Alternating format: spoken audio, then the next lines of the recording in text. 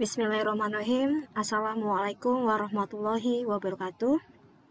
Responsi kali ini mengenai eliksir, resep yang kandungannya obat eliksir. Eliksir masih sediaan cair, yaitu sediaan cair yang mengandung air dan alkohol, atau disebutnya hidroalkohol, hidro air dan alkohol. Mari kita lihat resep eliksir. Contohnya di sini adalah resipe eliksir paracetamol 50 ml. Jadi diminta dibuat eliksir paracetamol sebanyak 50 ml untuk Tuan Rudi. Oke. Kalau kita bikin jurnal, berarti kita harus melihat kelengkapan resepnya. Di sini kelengkapan resepnya yang tidak ada adalah MF atau Miskevak atau cara buatnya. Karena dimintanya eliksir, otomatis MF-nya adalah eliksir. Tapi kamu buat sendiri tanpa harus usul ke pengawas, karena hanya membuat jurnal di rumah. Sedangkan nanti kalau kalian praktikum, maka MF-nya kalian harus usul ke pengawas. Kemudian di sini yang tidak ada lagi adalah signa atau aturan pakai. Kalian bisa bebas isi sendiri, terserah. Menurut kalian untuk obat minum itu apa? Bisa 3 kali sehari 1 sendok teh atau 3 kali sehari 1 sendok makan. Tergantung dari pro atau untuk pasien siapa. Kalau untuk pasiennya dewasa berarti dia menggunakan sendok makan. Kalau anak-anak biasanya menggunakan sendok teh. Di sini pro-nya adalah Tuan Rudi, berarti sendoknya yang digunakan adalah sendok makan. Jadi misalnya contohnya 3 kali sehari 1 sendok makan sesudah makan. Atau STDD 1CAC. STDD 1PCC1.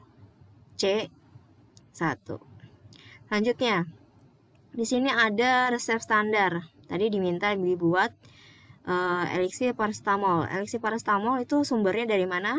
Sumbernya ada di buku Fornas di halaman 3.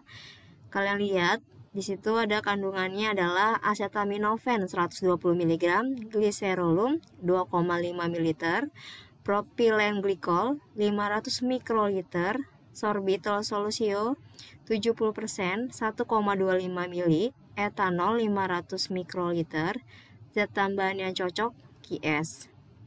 Aquades at 5 ml. Oke, zat tambahan yang cocok ini kita tidak perlu kita pakai karena tidak ada masalah. Bisa ditambahkan dengan pengawet seperti nipalin atau nipasol. Tapi karena di sini kita tidak perlu menambahkan zat tambahannya, hanya menggunakan tertera yang ada di Fornas saja. PPO. Ya, kita masuk ke perhitungan ya.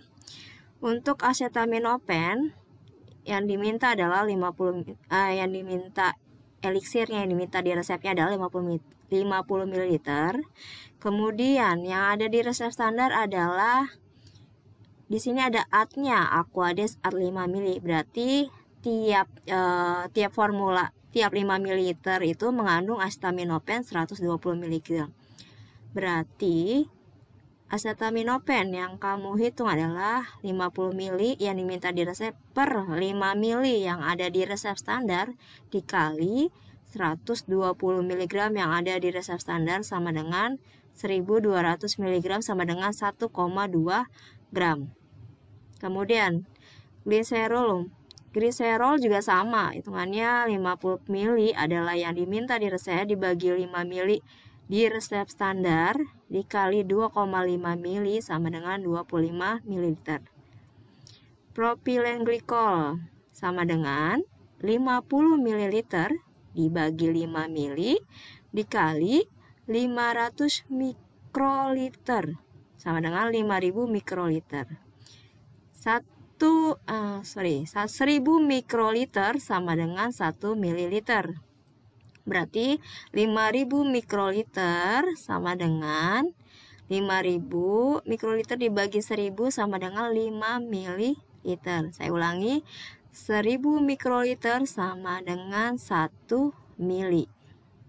Jadi ini 5.000-nya tinggal dibagi 1.000 sama dengan 5 ml. Sorbitol solusio 70% sama dengan 50 ml dibagi 5 ml dikali 1,25 ml sama dengan 12,5 ml.